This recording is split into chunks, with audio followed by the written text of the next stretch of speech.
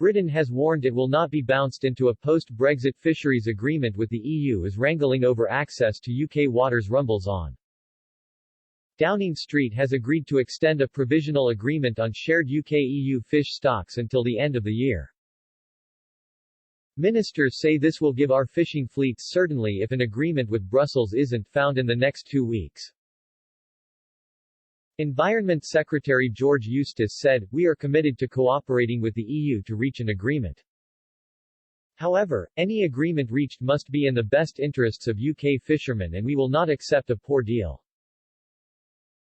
We have set provisional catch limits to allow these negotiations to conclude, and we will take steps to ensure that our fishermen have the certainty that they need, whatever the outcome."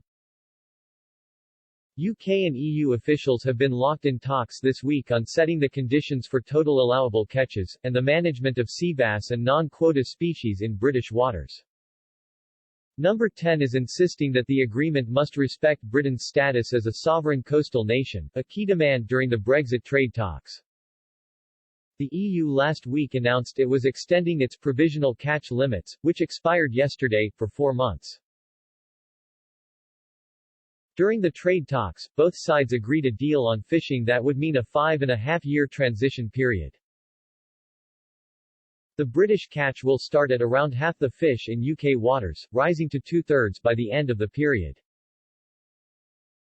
It means Brussels essentially handed back 25% of the fish its fleets caught previously in our coastal waters. Under the agreement, the UK and EU will hold annual negotiations over access to fishing grounds. EU insiders have claimed that UK demands during recent talks are in breach of the spirit of the post-Brexit Trade and Security Treaty. It was claimed Number 10 was attempting to close off fishing grounds previously open to EU vessels. The row emerged when the UK announced it was considering a total ban on fishing in British waters that form part of the Dogger Bank area of the North Sea. The move was welcomed by environmentalists who have long called for stricter conservation measures. But EU nations accused Number 10 of attempting to block their access under the guise of sustainability. Provisional fishing rights were due to lapse today. Usually, agreements would have to be in place by January 1, but the EU and UK agreed to a grace period because the Future Relationship Pact was signed so late last year. Any disagreements would trigger a temporary measure that opens up each other's waters for 3 months, while further talks are held.